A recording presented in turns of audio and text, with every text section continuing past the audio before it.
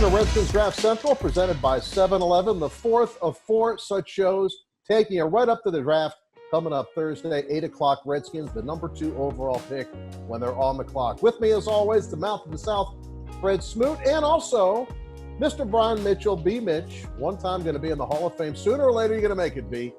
Thank you, gentlemen. Yeah, he'll get there. They'll let the old man in there. Maybe let him in there. Hey, B, I'll start with you. The draft is upon us. Any surprises that you're expecting? It seems like foregone conclusion what's going to happen in the first round. We don't know what's going to happen in rounds 2 through 7. Redskins don't even have a second round pick. Maybe they get one by virtue of the trade. What are your thoughts here on the eve of the draft? Well, I'm expecting him to go with Chase Young. You know, I look at him and I think he's a difference maker, and he's a guy that can make people on the defense even better. And then as you move forward, I think they're going to try to get a draft pick in the second round, and you begin to start filling some of those holes. But ultimately, you want to get a guy on your team who can be a staple for the next 10 to 15 years. I think Chase Young is that guy. Fred, have you changed your attitude in any way here? Because it's almost time. Redskins on the clock, but you've been in Chase Young's corner the whole way. No, most definitely. I am the president and the CEO of the Chase Young Fan Club. And we're here to say right now, we can't wait till he moves into the neighborhood. I'm going to mow his yard for the first couple of weeks. Wait till he get there. Like, I think he's going to be a game changer for the first time he sets foot into Redskin Park. I think he's dead special. And from what I'm really hearing from a lot of people, he's an even better person. And then you're talking about giving him a personal reason to play for a team that he's grown up around. I think this brings back a lot of, I'm not one of those guys that believe that you need nostalgia, but sometimes it works in your favor. I believe this is one of those times. I think it's Chase Young or nothing. I think whatever we do with him will give us an A+ draft grade, no matter who we draft behind him. Brian, why is he considered such a great player? Let's get inside of it a little bit, his skill set, and how's he going to help the rest of that defense if it is Chase Young? Well, if it is him, and I think that when you look at the defensive end, the guys that are rushing the quarterback's the most important position in football, and then the guy that's chasing the quarterback is that guy right behind him. But when you look at him, he's not a one-dimensional pass rusher. He doesn't just go around the edge. The guy has speed, he has power, he knows how to go up and under, he knows how to place his hands and also use his body wisely. A lot of these pass rushers just run into the offensive lineman, get caught up, or they go around the edge all the time. Chase already has a multitude of moves, which is going to help him out tremendously. Then he's very, very strong and more athletic than offensive linemen. And when you have a guy like that, and a lot of people compare him to a Lawrence Taylor. You look at Lawrence Taylor, he wasn't big compared to offensive linemen, but he was a lot stronger than them. He knew how to get leverage on them, and they'll line him up anywhere from left tackle all the way over to the right tackle, and the guy had success doing it. So I watched him the other day. He had a 58-inch box jump.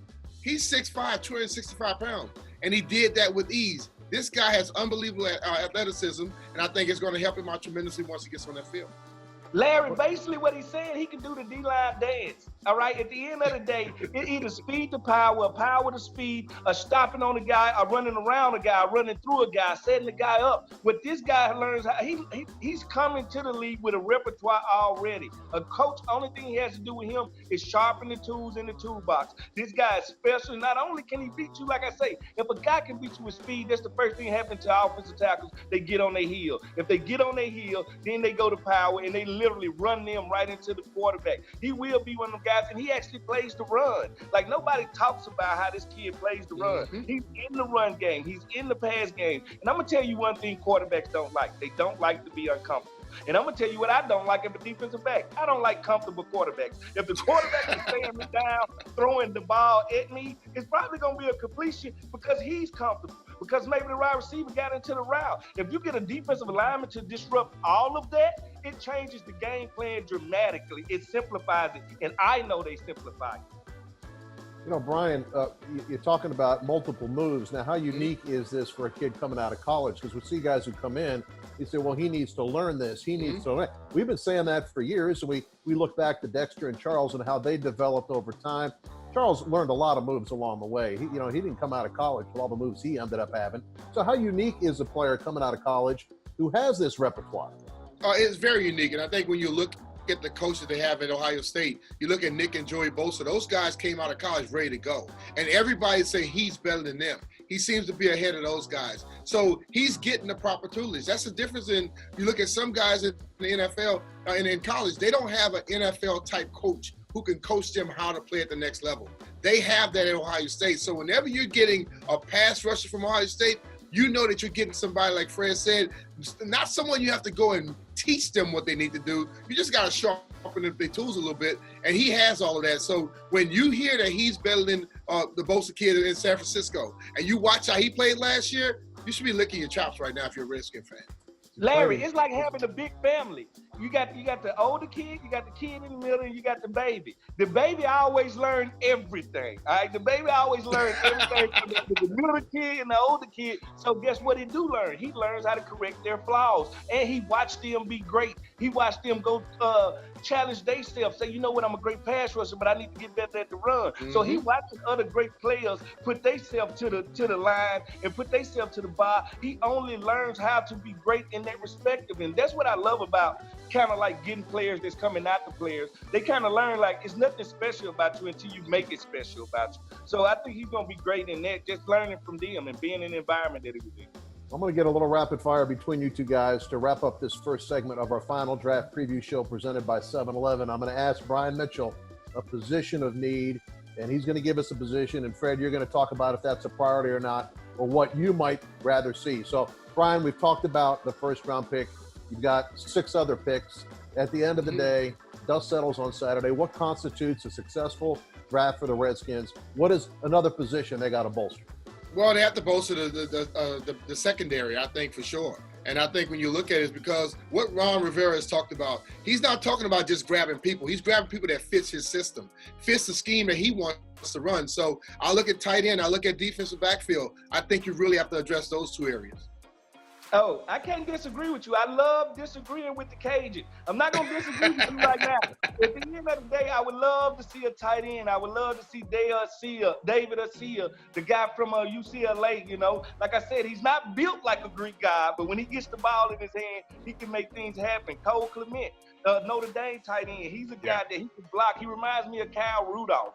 You know, he reminds me of that type guy. And we talked a little bit earlier about Thaddeus Moss. I think Thaddeus Moss is Jason Witten reincarnated. He does nothing good. He just gets open and he never drops a ball. So I cannot disagree with you when it comes to tight end. And in the defensive backfield, Antoine Winfield Jr. And I always like to just bring up a couple players because why are they going to fall? All right, well, he's going to probably fall just a tad bit because they're going to say he's injury prone. He was injured his sophomore year. He was injured a little bit his freshman year. They're going to say he's a little bit smaller at 5'9". All I know, he reminds me of Earl Thomas, and he's a baller.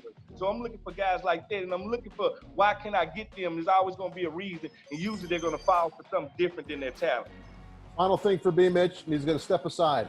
Brian, what's going to happen left tackle position for the Redskins in 2020? It won't be Trent. I think that they have to. This ordeal has to come to an end, and I think it's about time now that they're going to have to make a move and try to help themselves at another position, or they're going to have because somebody else is going to be there. I don't think you can move this forward, especially with all the things that's transpired till this point. You have to get this out the way so everybody on the team is going to be focusing on one thing: winning for the Washington Redskins. B. Mitch, we thank you for stopping by. We will talk to you Thursday night, and we'll also talk to you on Saturday evening as part of our draft coverage. Thank you, man. All right, man. Take care.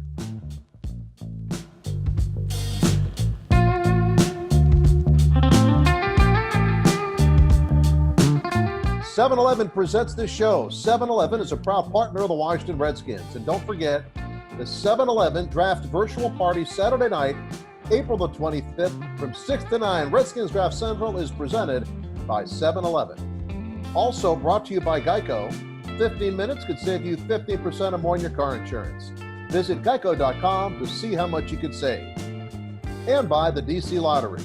It's touchdown time again, and maybe time for you to score too.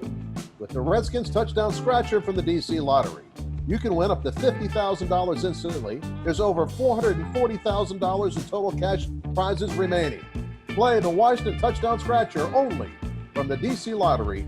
Lots of people win.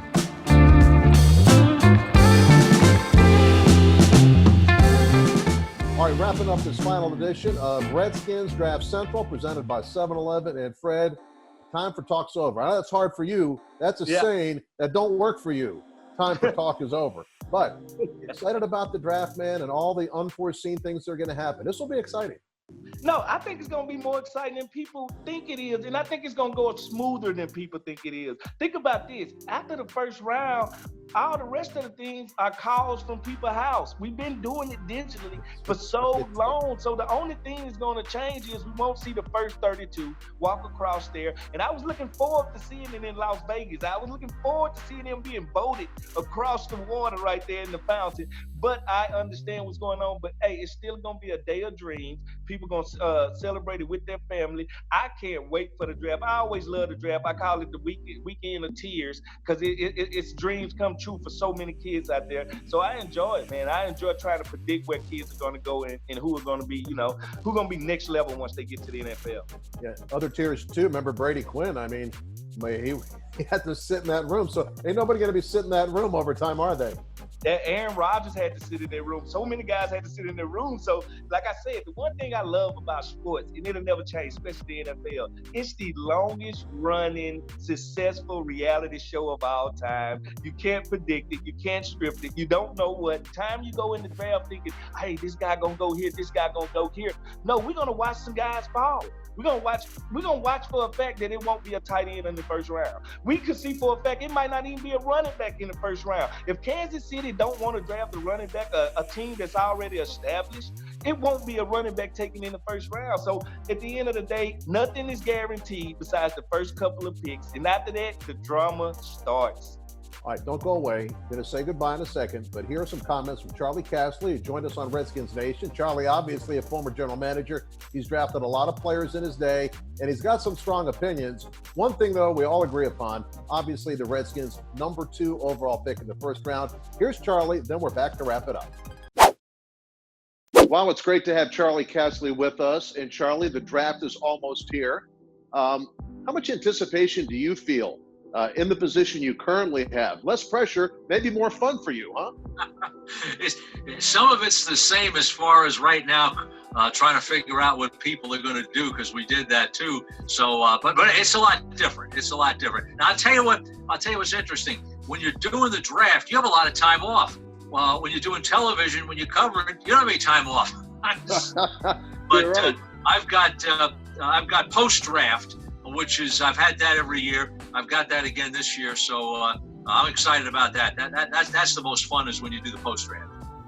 Charlie, I really like the prospects you've been teaching us about here over the last couple of weeks on NBC Sports Washington. What positions have the most talent? You always hear, this is deep draft for this is a deep draft for that. The Redskins don't have that second, so you're looking maybe a little bit later in the draft to try to get some talent on the team. Are there any positions that might be stocked this year? Well, I tell you what, I've done mock drafts. I've done 2. I have another one coming out this week. I've had 6 corners in the first round. Now, Larry, a little bit the way I do it is I take the needs and the best player available. So what it tells me is teams need a lot of corners, okay? But the wide receiver, if you're talking about the Redskins in the 3rd round, it's not all bad. That's kind of where the tight ends, there'll be, I think, some good tight ends type there. And, of course, that's where they got Reed. So history shows they can do that. Interior offensive linemen, I think, will be there. There's depth at the receiver position. Hey, they got McLaurin there last year. So those are some of the positions that I think will be the best stock when they're there in the 3rd round.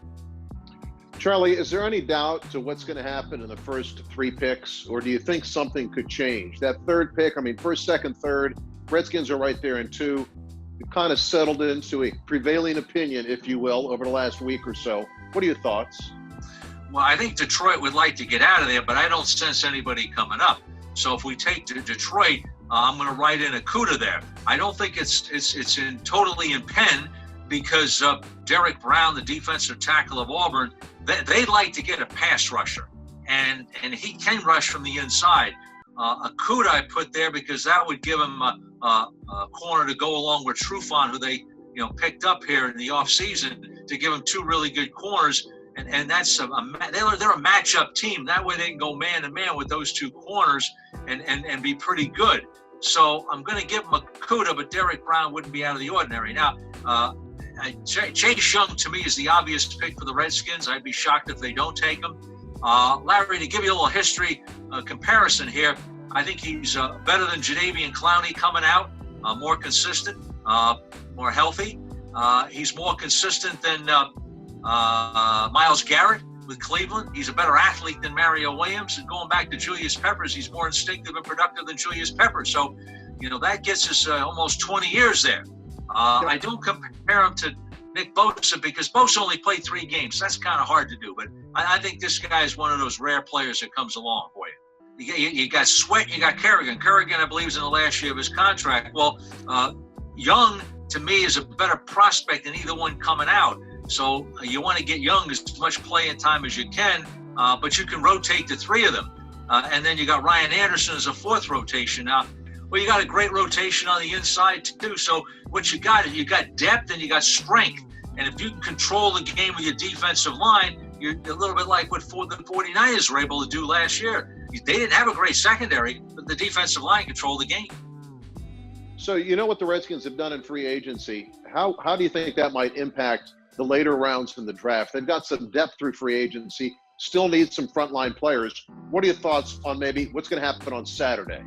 Well, I think that you don't allow free agency to affect the kind of free agents the Redskins signed. They went for younger guys, guys that could improve depth, and they might hit on somebody. I mean, that's the way you look at it. So that should not affect your draft. You should draft the best player available, regardless of the position. They have a lot of needs, and then got to go win free agency. There's going to be some good players that aren't drafted here, and that's going to be the challenge, trying to win free agency, because it's going to be quite hectic when everybody's in different spots. They're not all in the same room. But it would not affect any of my decisions. Best player available. Charlie, last thing, Ron Rivera, head coach for the Redskins, under some trying times. What does he mean to this football team this season?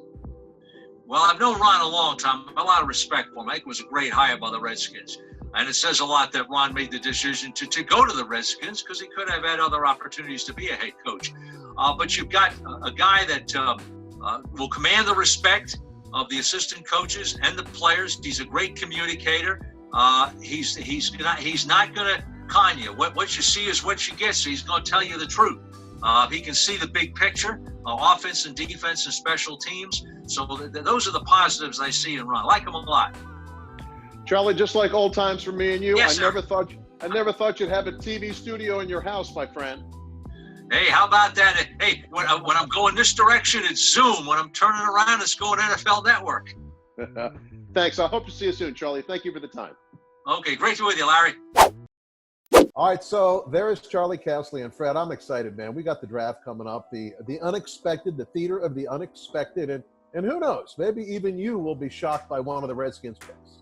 Hey, maybe so. Because it's not just about the first pick. It's about the second, the third, the fourth, the fifth. Do we get back in the second? It's so many dramas. I can't wait. It's so unpredictable. I cannot wait, Larry.